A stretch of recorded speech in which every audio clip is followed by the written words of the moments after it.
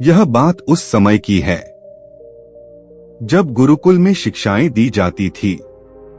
मतलब गुरुकुल में बच्चे सीखने जाते थे, वहीं पर रहते थे, वहीं पर प्रकृति का आनंद लेते थे और वहीं पर अपनी शिक्षाएं ग्रहण करते थे।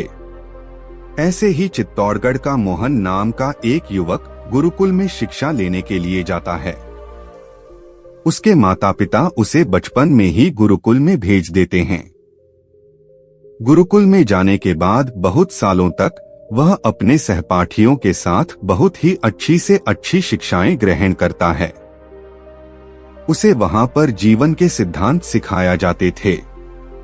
जीवन कैसे जीना है, कैसे रहना है, यह सभी बातें सिखाई जाती थी। उनमें से एक सिद्धांत यह सिखाया जाता है कि हमेशा भलाई का काम करो, अच्छा काम करो, सबकी मदद करो। यह सिद्धांत मोहन के दिमाग में बहुत ही गहराई से बैठ गया था। इसीलिए वह जब वापस गुरुकुल से अपनी शिक्षा ग्रहण करके आया तो वह अपने गांव में सबकी मदद किया करता था, हर किसी का काम करता था। जो कोई भी उसे जो भी काम करने को कहता तो वह किसी को मना नहीं करता था। लेकिन जैसे जैसे समय बीतता गया, एक दिन उसने अपने कानों से छुपकर सुना कि गांव के कुछ युवक उसका मजाक बना रहे हैं। वह सब कह रहे थे कि वह तो बस फायदा उठाने के लिए है, वह तो इतना सीधा साधा है, उसके तो मजे लो, उसका जितना हो सके उतना लाभ उठाओ। वह किसी के भी काम को मना नहीं करता, वह दूसरों का काम करने के लिए अपना भी काम छोड़ देता है। बताओ कितना मूर्ख है। हम सभी उसे इतना मूर्ख बना देते हैं और उसे पता भी नहीं चलता है। यह सब सुनने के बाद मोहन एकदम क्रोध से भर उठा। वह बेचारा निष्पक्ष भाव से सबकी मदद किया करता था। जो भी करता था वह सच्चे दिल से किया करता था। लेकिन बदले में उसे क्या मिला, यह सुनकर उसका दिल सहम गया। फिर उसने मन ही मन निश्चय किया कि आज के बाद वह किसी की भी मदद नहीं करेगा। और अब मोहन गांव का एक ऐसा युवक बन चुका था जो किसी की भी मदद नहीं किया करता था, जो किसी की भी बात नहीं सुनता था। चाहे कोई कितनी भी परेशानी में क्यों ना हो, मोहन को कोई भी फर्क नहीं पड़ता था। मोहन का यह बदलाव देखकर सभी गांव वाले आश्चर्यचकित रह गए। कल तक जो दया का सागर था, इतना दयालु था, वह कुछ ही समय में इतना कैसे बदल गया, इतना निर्दयी कैसे बन गया। यह देखकर उसके माता पिता को भी उसकी बहुत चिंता हुई। उन्होंने अपने बेटे से पूछा कि बेटा ऐसी क्या बात हो गई है, तुम इतना क्यों बदल गए हो। तो मोहन ने कहा, इस जमाने में किसी की भलाई करके कुछ भी हासिल नहीं होता। यह बात मैं महसूस कर चुका हूँ। मैंने जीवन में गुरुकुल से जितने भी शिक्षाएं ग्रहण की, वो सारी शिक्षाएं बेकार चली गई। वह सब व्यर्थ हो गई, क्योंकि यह संसार किसी का भी नहीं है। यहाँ सच्चे दिल से कोई किसी की मदद करते तो उसको बेवकूफ समझा जाता है। और इतना कहते ही मोहन रोने लगा। और इसके बाद मोहन बहुत परेशान रहने लगा। उसके माता पिता पहले वाला मोहन चाहते थे। वह वही मोहन चाहते थे जो सब लोगों की मदद किया कहता था। लेकिन उनका बेटा कहीं दूर निकल चुका था। दिन ब दिन हालत और भी गंभीर होती जा रही थी। एक दिन उसके माता पिता को पता चला कि पड़ोस के गांव में एक बौद्ध भिक्षु आया हुआ है और वह मानव स्वभाव के बारे में बहुत सारी बातें बता सकता है। इसीलिए उसके माता पिता मोहन को लेकर उन बौद्ध भिक्षु के पास पहुंच गए। जब वो वहां पहुंचते हैं तो वह देखते हैं कि एक औरत बौद्ध भिक्षु को बहुत ही जलाकटा सुना रही थी। वह उन्हें कह रही थी कि इसको शर्म नहीं आती भीख मांगते हुए। पता नहीं कहां से चले आते हैं भीख मांगने के लिए। सुबह सुबह अपना काम नहीं करते, दरवाजे पर आकर खड़े हो जाते हैं। ऐसे ही पता नहीं क्या क्या बोले जा रही थी। लेकिन बहुत भिक्षु तो भिक्षा मांग कर ही खाते हैं, उन्हें तो सब कुछ सहना पड़ता है। इसीलिए वो बौद्ध भिक्षु एकदम शांत खड़ा हुआ था। उसमें क्रोध का भाव बिल्कुल भी नहीं दिखाई दे रहा था। और जब उस भिक्षु को उस घर से भिक्षा नहीं मिली तो वह दूसरे घरों के तरफ निकल गया। यह सारा दृश्य मोहन भी देख रहा था। इसके बाद उसके माता पिता कुछ गांव के लोगों से पूछकर उस बौद्ध भिक्षु के ठिकाने पर पहुंचते हैं। वहां पर पहुंचकर वह देखते हैं कि यह तो वही बौद्ध भिक्षु था जो गांव से भिक्षा मांगकर वापस लौट आया था, जो गांव में भिक्षा मांग रहा था और जिसे वह औरत जली कटी सुना रही थी। उसे देखने के बाद मोहन और उसके माता पिता ने उन्हें प्रणाम किया और वे वहीं पर बैठ गए। उसके बाद में उसके माता पिता ने सारी परिस्थिति बौद्ध भिक्षु को बताई। उन्होंने अपने बेटे का जिक्र करते हुए बताया कि हमारा बेटा पहले बहुत दयालु हुआ करता था, सबकी मदद किया करता था, सबकी बातें सुना करता था। लेकिन अचानक पता नहीं ऐसा क्या हुआ कि अब यह किसी की भी मदद नहीं करता। कोई इसके सामने पर भी रहा होता है तो भी यह उसे पानी तक नहीं पिलाता। ऐसा स्वभाव हो गया है इसका। हम समझ नहीं पा रहे हैं कि यह बदलाव हुआ कैसे।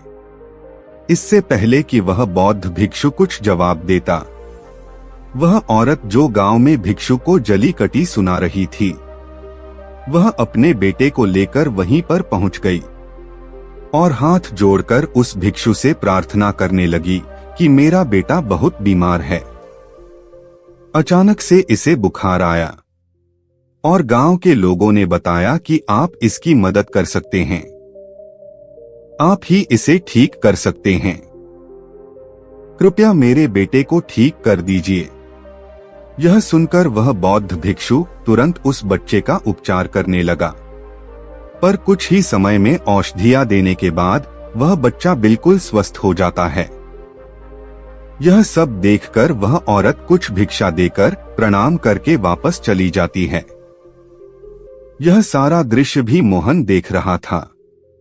मोहन के मन में बहुत सारे सवाल उठ रहे थे और जब वह इसका कोई जवाब नहीं ढूंढ पाया तो उसने उन बहुत दिनों से पूछा, शायद आपने पहचाना नहीं, यह वही औरत थी जो आपको जली कटी सुना रही थी, जो गांव में आपको भिक्षा देने से मना कर रही थी। शायद आपने उसे पहचाना नहीं तो आप उसकी मदद नहीं करते। यह सुनकर वह बौद्ध भिक्षु मुस्कुराने लगते हैं। इसके बाद वह बौद्ध भिक्षु मोहन को बताते हैं कि दूसरों की भलाई करने में कुछ अवस्थाओं में दुख मिलता है, लेकिन अगर तुम कर्मों का सिद्धांत समझ लेते हो तो अच्छाई और बुराई दोनों के भेद तुम्हारे सामने स्पष्ट हो जाएंगे। मैं भली भांति जानता था कि यह वही औरत थी, लेकिन मैंने बिना कोई द्वेष का भाव रखे हुए मैंने वही किया जो मेरा कर्तव्य था। जब आप किसी की भलाई या किसी की अच्छाई बिना किसी लालच के करते हैं, बिना किसी बदले की भावना के करते हो, बिना किसी द्वेष के करते हो, वही अच्छाई होती है। लेकिन अक्सर जब हम किसी की मदद करते हैं तो हमारे मन में यही भावना बस जाती है कि बदले में वह इंसान भी मेरी मदद करें, लेकिन जरूरत पड़ने पर जब वह हमारी सहायता नहीं करता तो हमें दुख होता है। इसीलिए किसी भी इंसान के साथ बिना कुछ पाने के भाव से उसका भला करो, और इतना ही भला करो जितना तुम्हारा सामर्थ्य हो, मतलब तुम्हारी आर्थिक और शारीरिक क्षमता के हिसाब से, ताकि अगर कल को वह इंसान तुम्हारे साथ बुरा व्यवहार करे तो तुम्हें उसका खेद ना हो, उसका पश्चाताप ना हो कि मैंने तो इसके लिए इतना कुछ कर दिया और यह अब मेरे साथ ऐसा व्यवहार कर रहा है। इसीलिए किसी का उतना ही भला करो जिससे तुम आहत ना हो। दूसरी बात, किसी दूसरे परिवार के झगड़े के बीच में तुम कभी मत पड़ना। यदि अगर कोई पति पत्नी आपस में लड़ रहे हैं और वह पति अपनी पत्नी को पीट रहा है, तुम उसे बचाने के लिए पहुंच जाते हो कि भाई तुम औरतों को क्यों पीट रहे हो, तो ऐसा करना तुमको संकट में डाल सकता है, क्योंकि वही औरत जिसकी तुम मदद करने के लिए गए हो, वह यह कह सकती है कि यह हमारे आपस की बात है, तुम्हें इससे क्या लेना देना, और फिर इसका तुम्हारे पास कोई जवाब नहीं होगा। इसीलिए कभी भी दूसरे के फटे में अपनी टांग मत लड़ाना। अगर ऐसी स्थिति कभी पैदा हो जाए, कोई तुमसे मदद मांगे, तो दरबारियों तक खबर पहुंचा दो, अदालत उसका फैसला करेगी। तीसरी बात, अपने विवेक का इस्तेमाल करो। अपनी आंखें खोल कर देखो कि किसे वास्तविक रूप से मदद की जरूरत है और कौन ढोंग कर रहा है, क्योंकि अक्सर लोग दयापात्र का दिखावा करके आपको बेवकूफ बनाकर आपसे मदद ले लेते हैं। जैसे कि आजकल हम बहुत सारे जगह पर देखते हैं, बस अड्डे पर, रेलवे स्टेशन पर, कि बहुत सारे छोटे छोटे बच्चे भीख मांगते रहते हैं। अब उसमें दो स्थितियां पैदा होती हैं। अगर आप उनको भीख देते हो तो आप भीख मांगने को बढ़ावा देते हो, और अगर भीख नहीं देते हो तो वो बच्चा शायद आज खाना पीना खा पाए। इसीलिए ऐसी स्थिति में आपको अपने विवेक का इस्तेमाल करना चाहिए। अब उसको पैसे देने की बजाय खाना खिला सकते हो या कुछ किताबें दिला सकते हो। इसीलिए सही तरीके से मदद करने के लिए विवेक का होना बहुत जरूरी है, वरना तो आपके धन का दुरुपयोग ही होगा। और एक बात जो समझने की है, अगर किसी की भलाई करनी है तो खुद की भलाई करो। अगर तुम खुद जीवंत हो गए, अगर तुम खुद बदल गए, तो जमाना अपने आप ही बदल जाएगा। इसीलिए कहीं आपने अपने मन में यह भ्रम तो नहीं बना रखा है कि मैं तो अच्छा इंसान हूँ और मैं दूसरों की मदद करता हूँ, तो वह आपका अहंकार का रूप है। इंसान कभी भी आखिर तक पूर्ण नहीं होता, और जो अपने आप को पूर्ण समझ रहा है वह धोखे में है।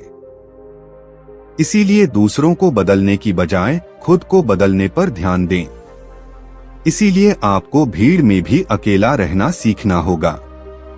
आप सबके साथ हैं, सब में उपस्थित हैं, लेकिन अंदर से आप एकांत हैं, अंदर से आप शांत हैं, अंदर से आप मौन हैं। जब आप अपने एकांत को देख लेते हैं तो आपकी अंतर यात्रा चालू हो जाती है। अपने अंदर के एकांत का आनंद उठाने के लिए आपको ध्यान में उतरना होगा। आपको रोजमर्रा की जिंदगी में ध्यान को एक हिस्सा बनाना होगा, ध्यान को वक्त देना होगा। उसके बाद आप पाएंगे कि आपके अंदर के एकांत के समान आनंद इस दुनिया के किसी भी भोग में नहीं है, किसी भी वस्तु में नहीं है, किसी वासना में नहीं है। नदी के किनारे पड़ा हुआ छोटा सा पत्थर भी उस नदी के बहाव से कट कट कर बहुत मुलायम हो जाता है। उसमें कोई दरार, कोई कोना नहीं बचता। उसी तरह ध्यान के निरंतर भाव में बहने से उसी तरह निर्मल हो जाता है। इसके बाद हम किसी भी चीज को महसूस कर सकते हैं, जिसके बाद हम वर्तमान का मतलब समझते हैं, जिसके बाद हमारे अंदर करुणा का उदय होता है। वह करुणा जो किसी विषय वस्तु से नहीं जुड़ी हुई। इसीलिए दोस्तों, आज से ही अपने अंतर यात्रा चालू कर दे, अपने जीवन के आनंद को पहचाने, क्योंकि इंसान की जिंदगी बहुत छोटी होती है। पता नहीं कब आखिरी सांस आ जाए, तो जीवन के जो पल बचे हैं उसे उन परमानंद में बिताओ और यदि यह प्रस्तुति आपको पसंद आई है तो वीडियो को लाइक और चैनल को सब्सक्राइब कीजिएगा। धन्यवाद।